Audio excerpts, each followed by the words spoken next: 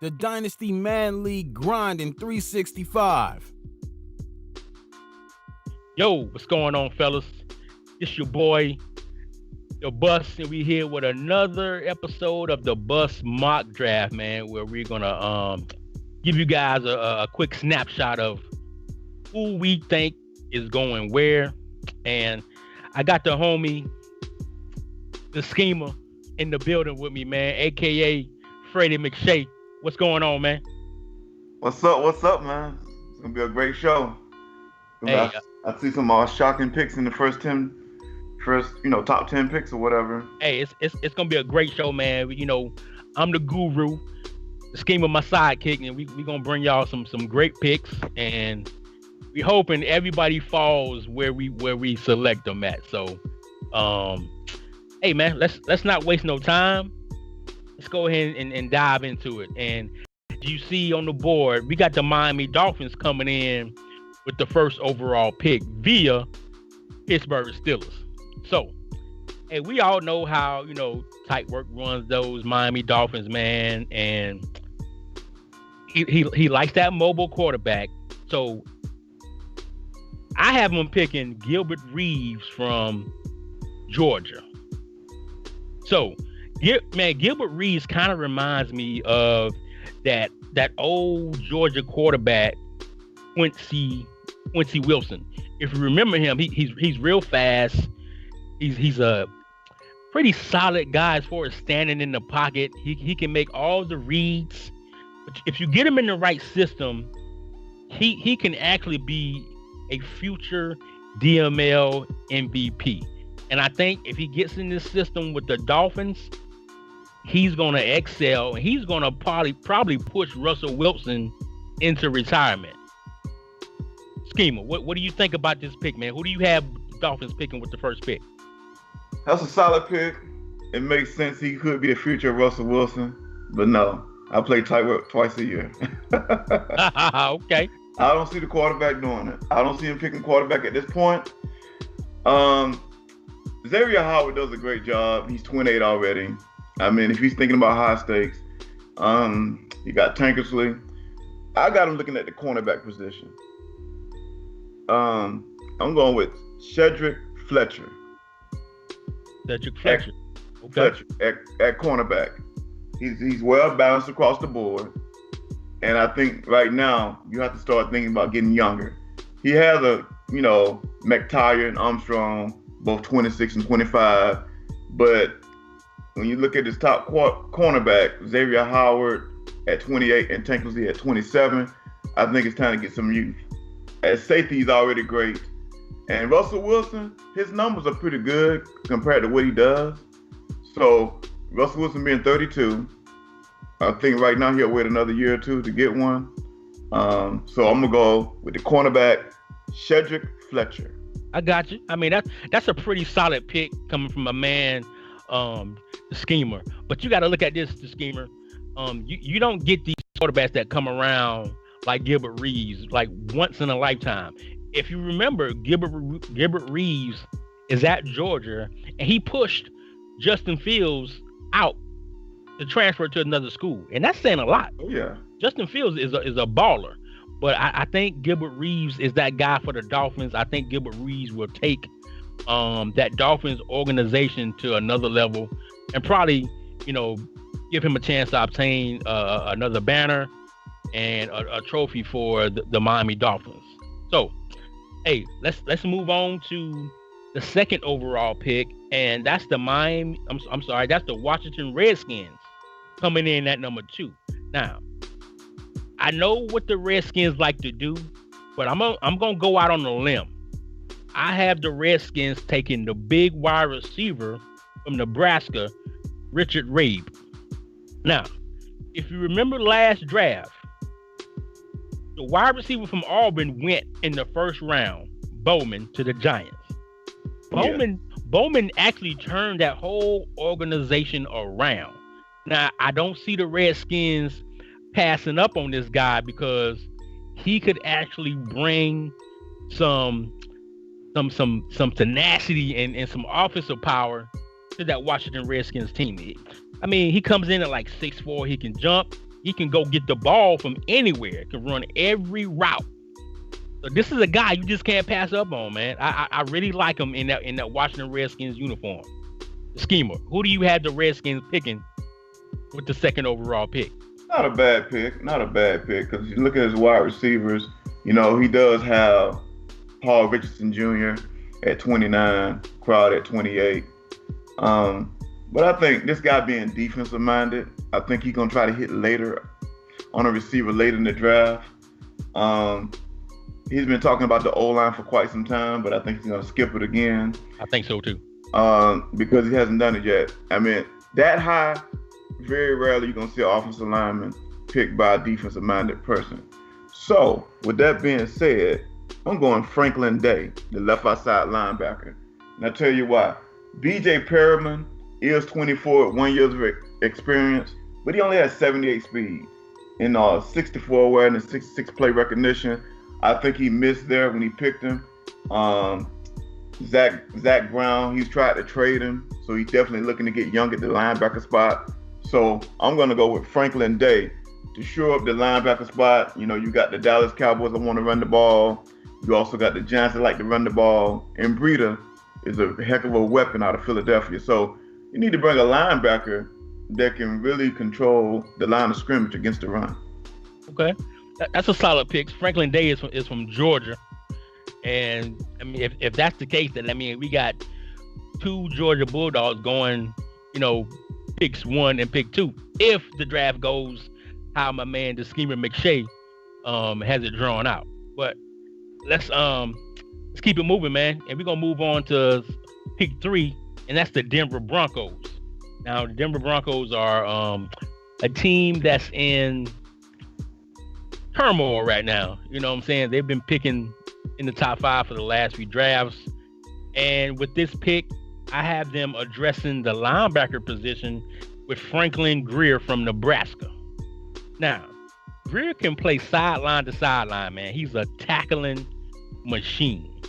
The only knock on him that I may see is sometimes he tends to get lost in coverage, but being that he can't cover that well, he uses his speed to make up for those mishaps as far as reading, as far as being in the right spot based on what coverage is being called.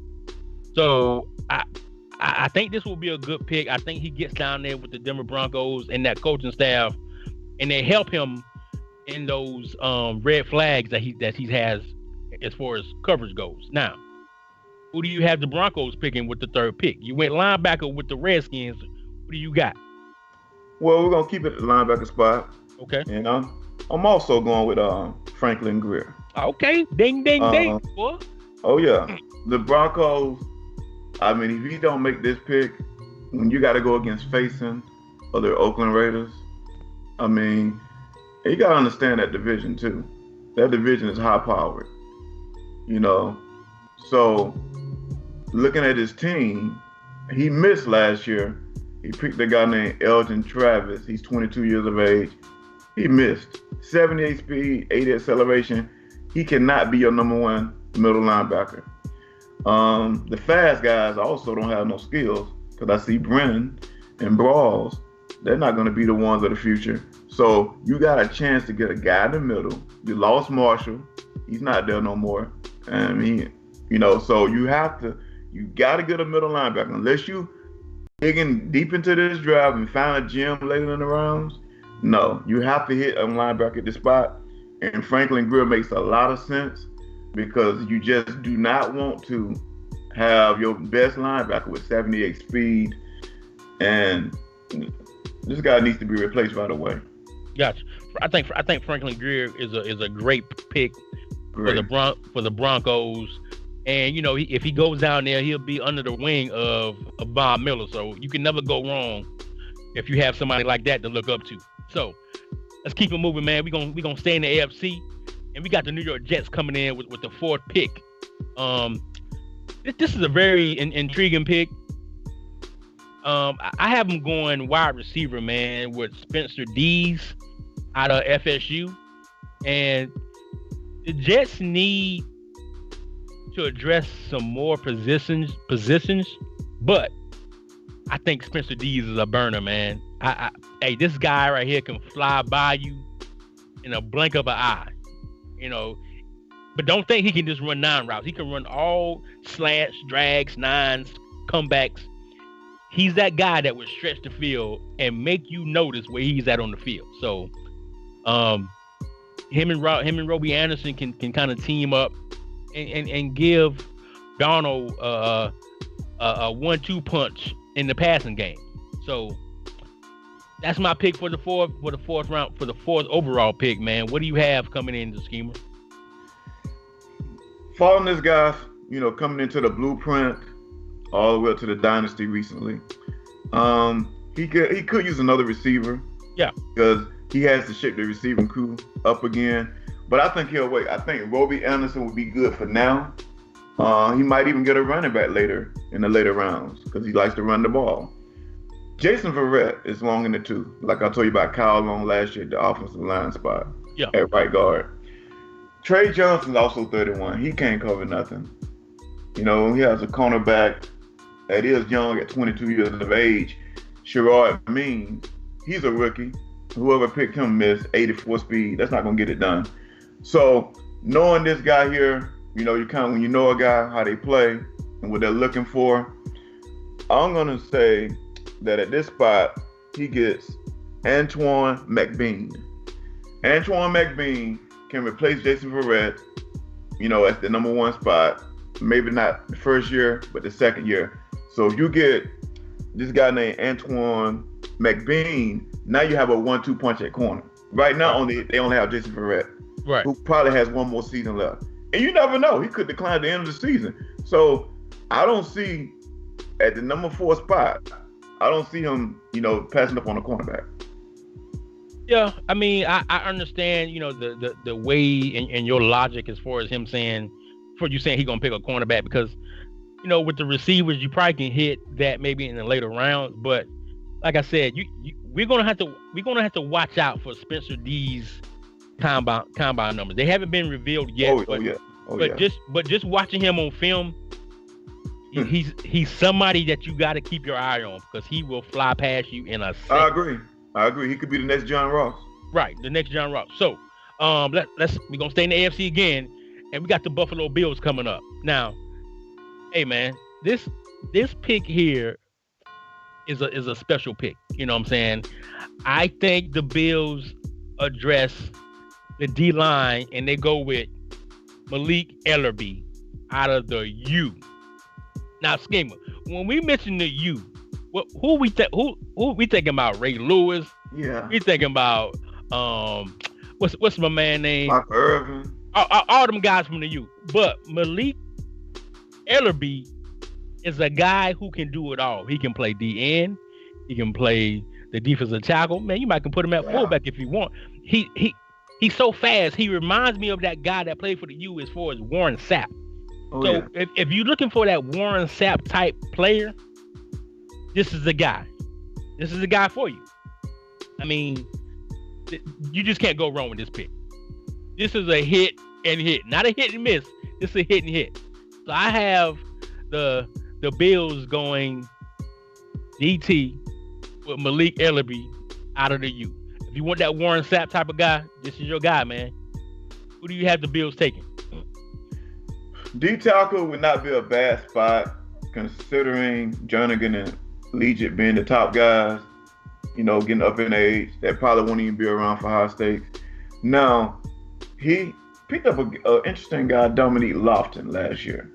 Lofton, you know, not a bad choice considering where he was picked at, which was the 4th round. Now, considering that, with the Buffalo Bills in a tough division like the AFC East, I think you're going to look for a little bit more help than that. I think that, you know, at the cornerback position, he does have Tre'Davious White. He has Jalen Mills. But with that being said, I think that he's probably going to go cornerback again. I got him going cornerback again, picking up DJ Edmonds.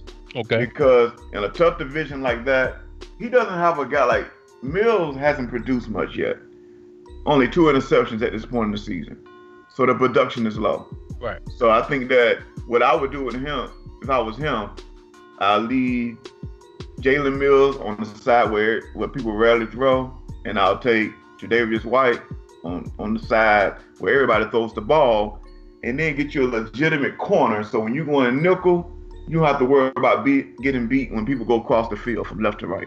So I think at that point there, once he picks this cornerback here, I think for his first and second round picks, I don't think he'll pick another cornerback for the entire cycle. I think then he'll start focusing in on other positions outside of the secondary, because the strong safeties, they're good too. Strong safety and the free safety, they're ready. He got Carl Joseph, who's only 26. He's nice. And then you also got Micah Hyde. So he's pretty solid. Micah Hyde is 30 years of age, so he'll probably in the third or fourth round pick a safety up. Okay. But right now, in this strong AFC, you got John Ross to worry about. You got Tyreek Hill. You got Jalen Strong, Roby Anderson. Man, you can't use enough cornerbacks. And Jalen Mills could find himself going back to third corner too. Okay, so you got the Bills picking up a cornerback in this position, and the guru Bucky the Bus Brooks have the Bills picking Malik Ellerbe, and I call him the baby Warren Sapp. So we'll see what transpires, but let's keep it moving, man. We're gonna slide over to the NFC, and we got the Detroit Lions coming in with the 6th pick, and me and you are actually gonna swap right now. I got DJ Edmonds going to the Detroit Lions. Now, Edmonds is out of Penn State, and remember last year, he had his counterpart. I can't remember his name, but he got drafted by the Hawks. Well, this year he's gone, so DJ Edmonds had all the time where he could just be that guy, So the one thing about DJ Edmonds that I'm not really fond of is he doesn't catch that well. Now, he will knock down every ball that comes his way, but think about that time in the game where you need the INT to get the offense the ball. He may not be able to do that. You know what I'm saying? So this is something he's going to have to work on. But being down there in Detroit with Slay will definitely show him how to catch the ball. So I got him picking DJ Edmonds out of Penn State. Who do you have? Well, I've been looking at some numbers, and Stafford seems to be getting worse and worse every year. I don't know if it's because he ain't going deep into the playbook or what. He tried to pick a quarterback a couple of years ago in the draft named Cole Mace, 6'7", 234. You can see over any offensive lineman to get the ball downfield. But I think this was a miss. You got 94 throwing power, but Stafford being 33, he probably could last the whole cycle. But I think that for high stakes, I think right now he needs to start thinking quarterback. For the last 2 seasons, Matthew Stafford passing percentage for his completions is 47 and 48. Last year was 47%. This year he's currently 48%. It might get worse. Also, I think that Stafford's contract is up in 2 seasons. Right. I don't see him re-signing Stafford. By the time Stafford retires, this could be the replacement. Get a guy in there that's going to have better numbers. You already know he's better than Cole Meese. You already know that. Cornerback, you can never go wrong with a high pick like this. He does have Darius Slay, and he also has LaShore. LaShore could become the replacement for Slay. I see Slay playing 2 more seasons. So I think he has time to find a corner maybe in the later rounds or even perhaps free agency. But right now, to me, QB is way more important than a cornerback for the Detroit Lions. So I got him going Joey Gill. Okay. Joey Gill. All right, so you got Joey Gill going to the Detroit Lions. That's a pretty solid pick, but for some reason, I think the Detroit Lions are going to focus on moving Cole Mace into the starting lineup. I think Stafford is going to. I think Stafford is going to really Let's show trade him. teams right quick. I think Stafford is really going to show Mace, how to get the job done and take this organization into the winning side of things. So, hey, we gonna stay right in the NFC North, man, and we gonna move right over to the Minnesota Vikings. Now, I have the Minnesota Vikings taking Latavian Faison. This is a no-brainer for me. I mean, Faison is a great guy. He's a great player. He's from FSU, so he can play. He's a ball hawk. You know what I'm saying? But the Vikings have to go strong safety here because when you're looking at their current roster, it's pretty much a home. It's like a retirement home. You got Harrison Smith at 32, and you got Malcolm Jenkins at 70 with 79 speed at 33 years old. You know what I'm saying? You got to address this position, man. And I think Latavian Faison is that guy. That's who I have the Vikings picking. That's who they should pick if they want to have at least a good draft. Who do you have them picking, Schemer? I would agree with the position by far. OG Chris Murray was supposed to call me for walk the line, and boy, I had a story for the Vikings. The average speed at safety, if you combine the speed, is 82.5. For his four safeties combined, 82.5. I mean, you cannot play 4-6 against a lot of guys. So we are the same position, but different safeties. Okay, who you got? Basically, I'm going with Judah Mills. Judah Mills, okay. He can pick either one. You can't go wrong with either one. Judah Mills is a great pickup. I think that Judah Mills will help him open up the playbook on defense and cause some havoc. And the only reason I picked Judah Mills is because, Faison is hybrid and so is Judah Mills, but B- in man coverage for Judah Mills. What's the difference between the two? They both have, nice pursuits. Both have nice hit power for, the B- in hit power. So I think that the man coverage would be the difference maker in terms of Judah Mills, which is why he should go to Minnesota. Okay, that's a solid pick, man. And I think either way it goes, with whichever safety he picks, they're gonna have to learn or know how to tackle. Because in the NFC North, you got some big backs. You got my man Colbert, you got Howard.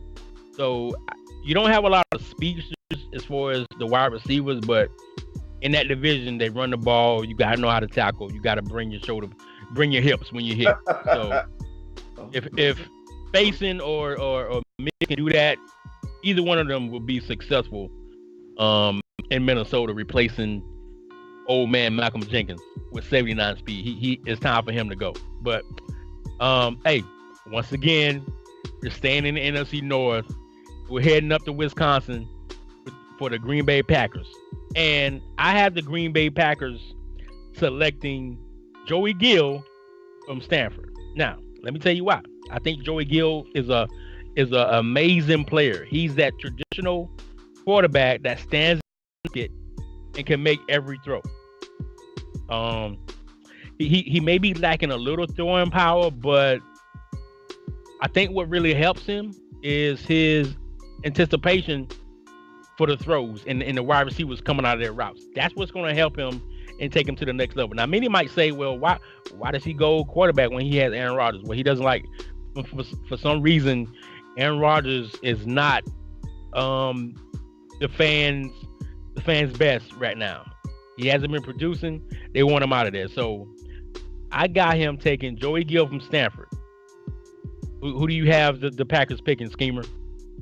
Well, this guy been trying to get rid of Adams all season long during the off season. He likes Juju Schuster. He more likely has found a home. So I think what's going to happen is he's going to trade Adams. You know, and Rodgers, I played with Rodgers for 7 seasons last Madden. I think Rodgers probably has about 2 more seasons. Okay. So if, however, you know, he has a plan to keep Rodgers, he doesn't like Rodgers. This guy talks about the run game a lot. So to see him spending this type of pick on a quarterback when all he talks about is the run game, I don't see that. I got him going wide receiver, Richard Rebay. Okay. Richard Rebay seems like he could be the good complement. I see him sliding down this far. You don't. And the reason why, he's just a red zone receiver. I think when the combine comes out, it'll be a lot clearer. Could he be the next Bowman? We'll have to wait and see. So right now, as it stands, based on how he talks about his roster, who he's trying to get rid of, and I don't think Shepard, Treadwell, you know, are the answer in the future come high stakes time. I don't think, you know, St. Brown, he doesn't even want him. So he's definitely looking for a receiver because you can't just have one. So he wants to get rid of the rest and bring in somebody else, I think. So Gotcha. I'm going to stay with the receiver position at that particular pick. Okay. Great pick right there. Let's slide on back over to the AFC, man. And we're going to go with the Houston Texans coming in with the 9th pick. And I have them picking the right tackle out of Texas, Jakari Toller. Now, let me tell you a quick story about Toller, man. Toller didn't start playing football till he was a senior in high school.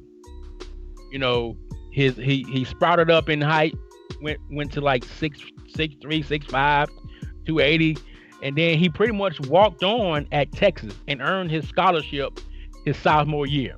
He's been starting ever since then. You know, it's not the sexy pick, but when you look at the Houston Texans team, I don't really see them having a lot of holes. The secondary is fine. They have the quarterback, and the running back situation is great. So I think you got to invest in a player like Toller to protect your quarterback. And, you know, talking to Deshaun Watson a few days ago, this is one guy who he had on his radar. So, of course, he's not going to be disappointed, you know, addressing the O-line to protect him and give him time to, you know, disperse the ball to Hopkins. Who do you have at pick 9? Pick 9, we're on the same page. I have him picking Jakari Toller as well. There we go. And because the Texans are a well-balanced team. They're well-balanced. They already have a cornerback for the future who can stick with anybody pretty much, and Spencer Scott. And the reason why, by this time, the top 3 cornerbacks will be going off the board. Yeah. With one more potential cornerback, but he's only C+ in coverage across the board. Right. So you're not going to want to put your first-round pick on something like that. You might as well wait to the, you know, maybe the 2nd, 3rd, or 4th round to get another cornerback, you know, for the future. Give him a shot. Okay. So we both on the same page. He definitely trying to bring in, you know, some other linemen and get rid of some other linemen. So this is a great pick. I see Jakari Toller going to Texans. All right. So that's the second pick that me and old Freddie McShay has agreed on. So things are looking up right now. But hey, let's move on to the 10th and the final pick, and that's the Tampa Bay Buccaneers. And I have them picking the right tackle from LSU, Graham Kloppenstein. Hey, actually, this is a position that the Bucs should have addressed last draft, but they didn't. And the reason why is because they took one of the top cornerbacks in the last draft from Oregon, Griffin Corliss. I mean, he got some heat for taking that pick, and because he didn't address what he needed. But this draft, he gets Graham Kloppenstein, who's almost big as Frankenstein. Dude is like 6'5", 314. So he's a very agile lineman. He has quick feet, so he can move and, you know, try to face and stop some of the top pass rushers in the NFC. And we do. The NFC has some good pass rushers. And speaking of that, you know, you got the 2 guys from Atlanta. You got Bradley Gels and you got my man Tank McKinley. So if Kloppenstein comes in, he's going to be tested right away. So, who do you have the Bucks picking with this at pick 10? It will be on offense, but it'll be the wide receiver position. Okay, who do you have? His offensive line. He picked up a guy named Love at right tackle, 22-74 overall. He may give him another year, but I don't see him having potential in this league. Lane Johnson is cool. He made a trade to get him. He sacrificed to pick up Lane Johnson from Philadelphia.